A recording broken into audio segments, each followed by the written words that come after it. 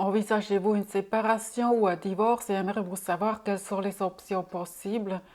Bonjour, je suis Esther Lauber et je vous parle dans cette vidéo quelles sont les contraintes liées au logement familial, de l'attribution du logement commun, de la liquidation du régime matrimonial et quelles sont les options possibles au cas de divorce.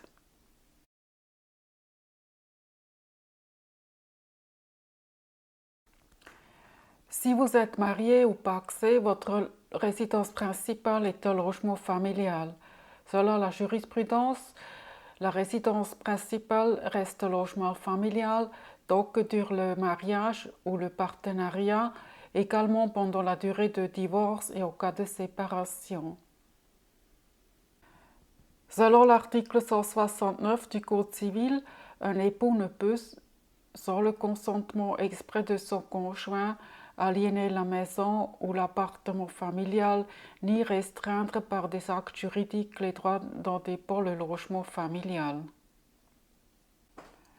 Néanmoins, le logement peut perdre son caractère familial si vous êtes séparés durablement et définitivement.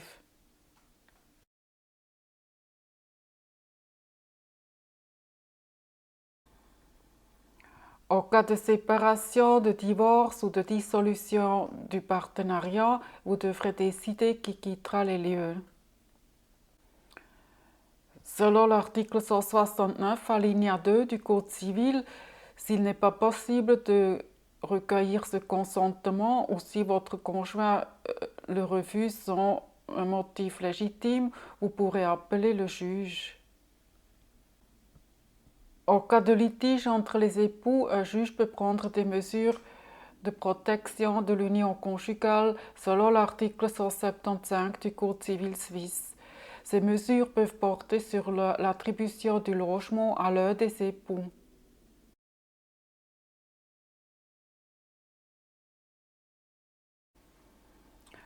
Je cite l'article 175 du Code civil suisse. Un époux est fondé à refuser la vie commune aussi longtemps que sa personnalité, sa sécurité matérielle ou le bien de la famille sont gravement menacés. Le juge peut fixer un délai de 30 jours seulement à un époux pour quitter le logement. Ce délai commence à courir dès la réception du jugement.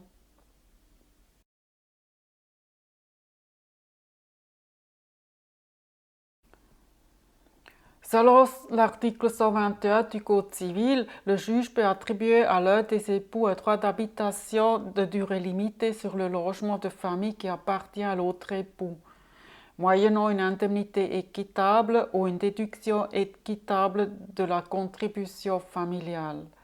Lorsque des faits nouveaux importants l'exigent, le droit d'habitation est restreint ou supprimé. Au cas d'une convention de divorce, il est recommandé au couple de demander au juge l'attribution du logement.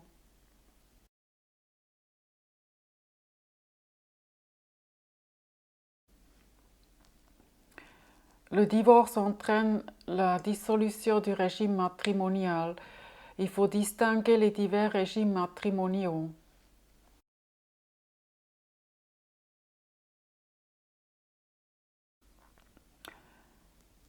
Vous êtes soumis au régime des participations aux acquis si vous n'avez pas adopté par un contrat de mariage un autre régime matrimonial et si vous n'êtes pas soumis au régime matrimonial extraordinaire. Les biens propres avant le mariage et les biens reçus par donation et par héritage restent acquis à chacun des époux. Les biens acquis pendant le mariage sont à partager entre les époux. Les époux peuvent ajouter des biens propres par contrat de mariage conclu sous acte authentique.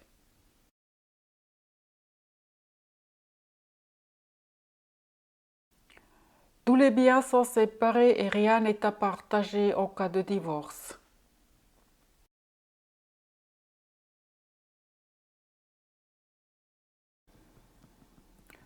Tous les biens appartiennent aux deux époux.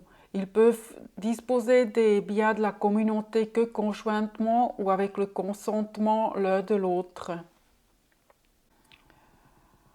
Au cas de liquidation d'un régime de la communauté de biens, la moitié appartient à chacun.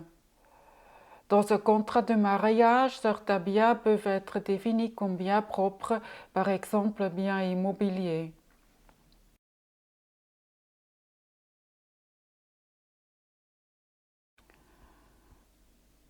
À la demande d'un époux pour de justes motifs ou si un époux est incapable de discernement de manière durable, le juge peut prononcer la séparation des biens.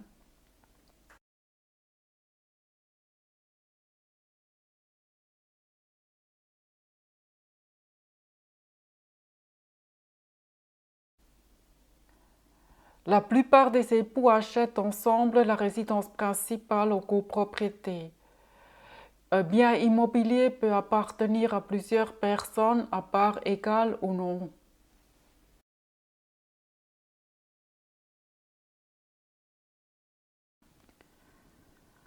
La propriété commune est à distinguer de la copropriété. La propriété appartient aux deux époux ensemble et les décisions peuvent être prises uniquement à l'unanimité. En cas de divorce, la moitié appartient à chacun.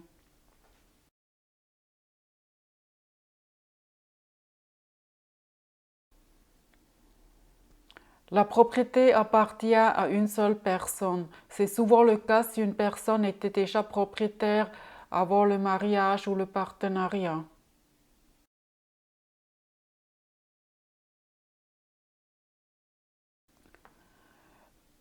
Plusieurs options sont possibles.